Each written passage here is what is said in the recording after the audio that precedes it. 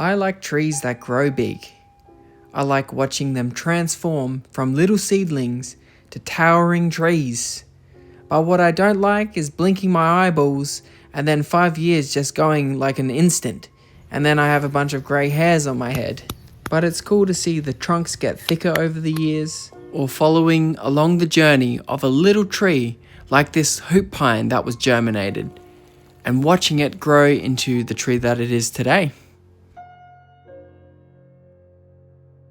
This tree is now pushing over 6 feet tall, but it has a lot more growing to do, and maybe in 100 years or so, it'll be as beautiful as this big old hoop pine.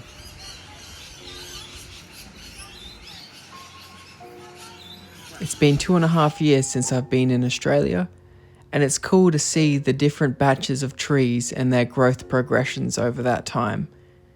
Obviously, the smaller ones are the more recent plantings, and the larger 15 to 20 feet trees are the oldest. This one here is huge, and the trunk, look at this, fat.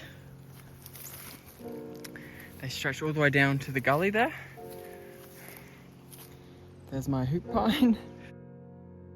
With this project, I have one long-term goal, and that is to create a forest in between the original planted row of eucalyptus all the way to the right side of the screen.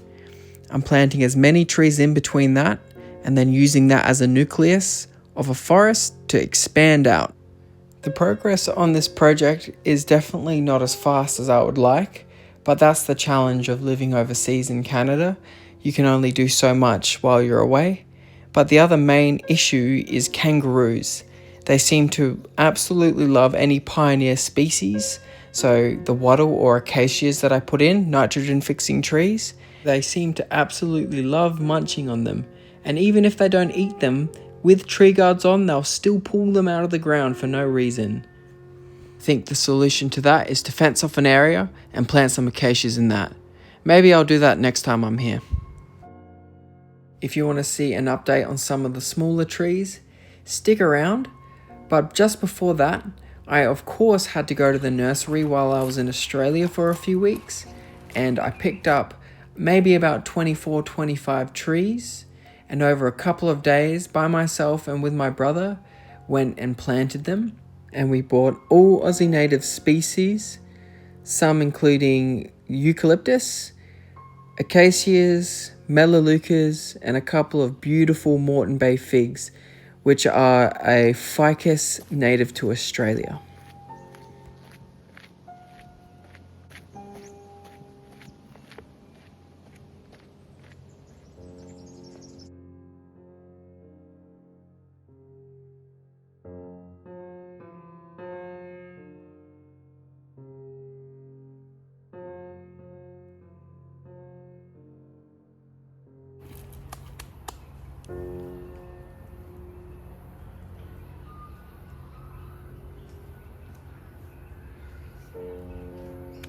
Huge.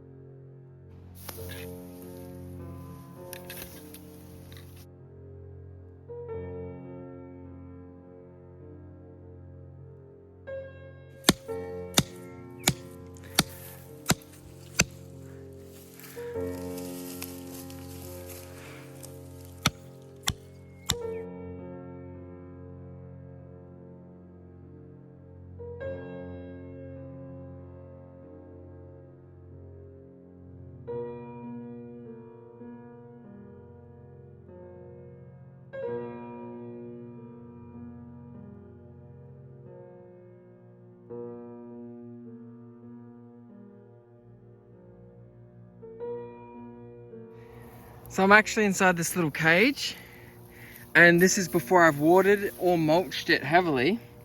But I've planted this Moreton Bay fig, but along with it, I've planted an acacia, so a wattle, which is an Australian native. It's a legume and it's a nitrogen fixer. So it's actually a little bit of a succession planting.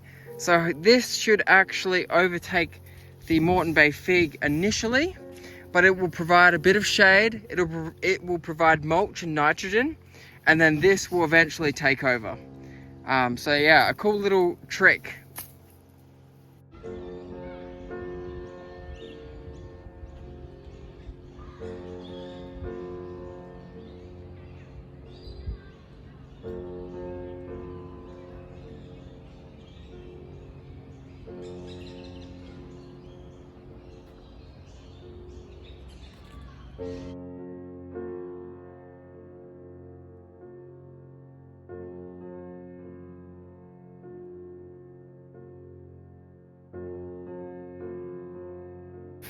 You can see I'm planting just in the shade of these larger trees here, and this is going to help support them. They're going to get plenty of morning and midday sun, but that hot Australian sun, that afternoon sun, is now protected from these bigger trees.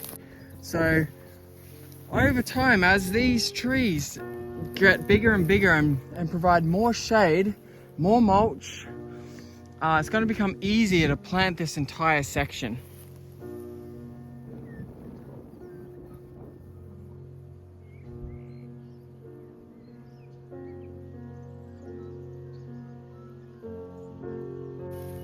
This is another hoop pine I germinated from a different batch, and somehow it's still alive. It's much smaller. It's probably, I mean, when I planted it, it was probably this big. So it's doubled or tripled in size, but it is tiny.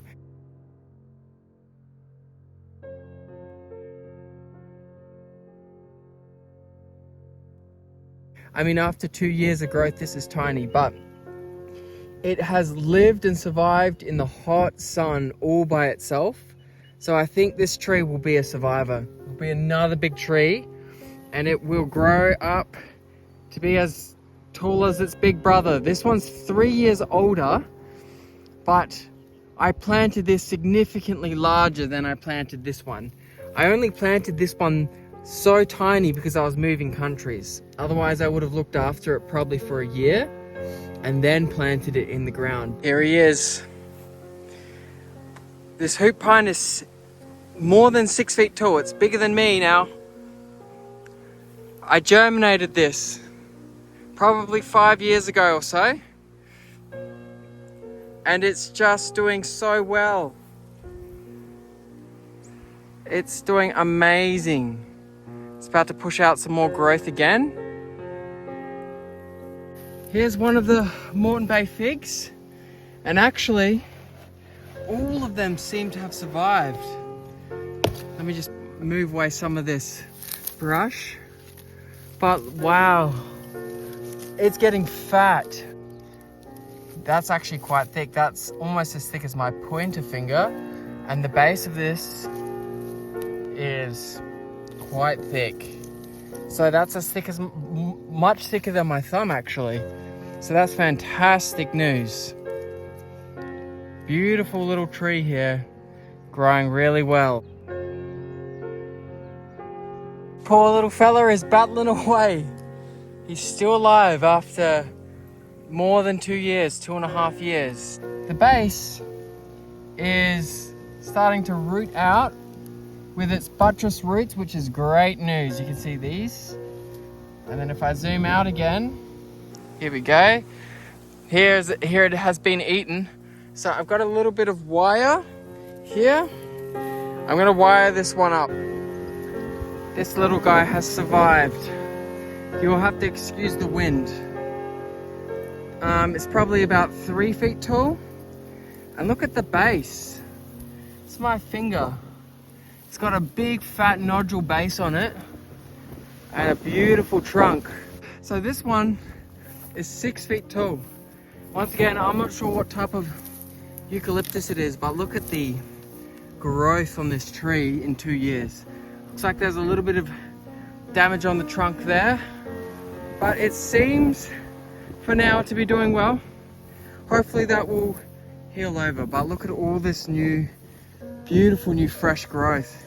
So I believe this was a Queensland bottle tree that I planted.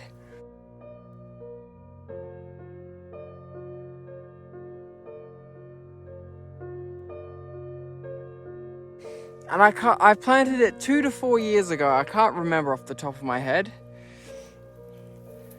Here's the trunk. It's actually growing a dual trunk, so I may even, I don't know if I want to prune that or not.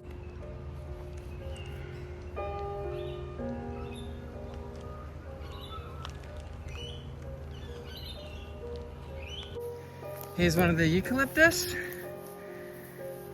This guy's clearly been eaten, probably a year ago.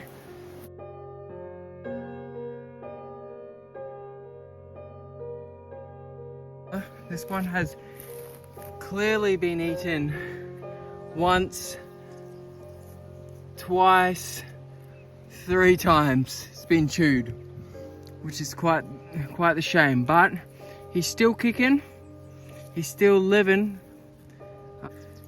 This little fella's doing great. I'm not sure what type of eucalyptus it is, but it's outgrowing the tree guard. There's my hand for reference. So it looks like it's finally taken off. Beautiful red growth on the top.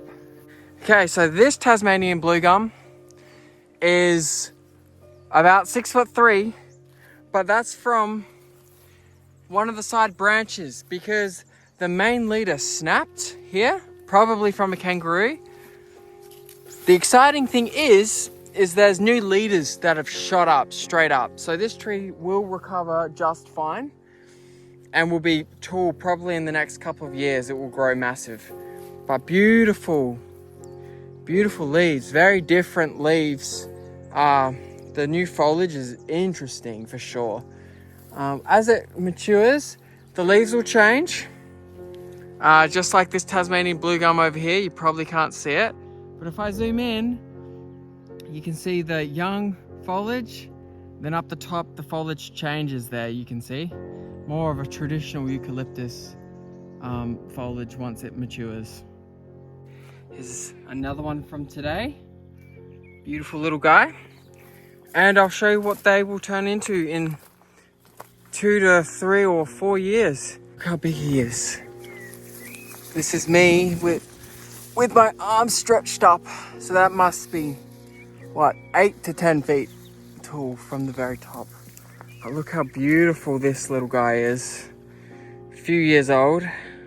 And he's growing so well. We come across this way. Here's the other beautiful river red gum that I planted a few years ago. And look at how beautiful this tree is. Seriously, stunning tree.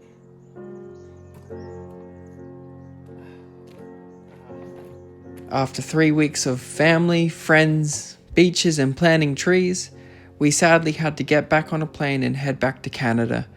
But I thought it would be a good idea on the morning of my flight to water the trees one more time. I'll be back in a year or so and I'll give you another update, and of course I'll plant some more trees and hopefully one day this will become a forest. If you made it this far into the video, you're definitely a bit of a weirdo because this went for ages, but thank you so much for watching.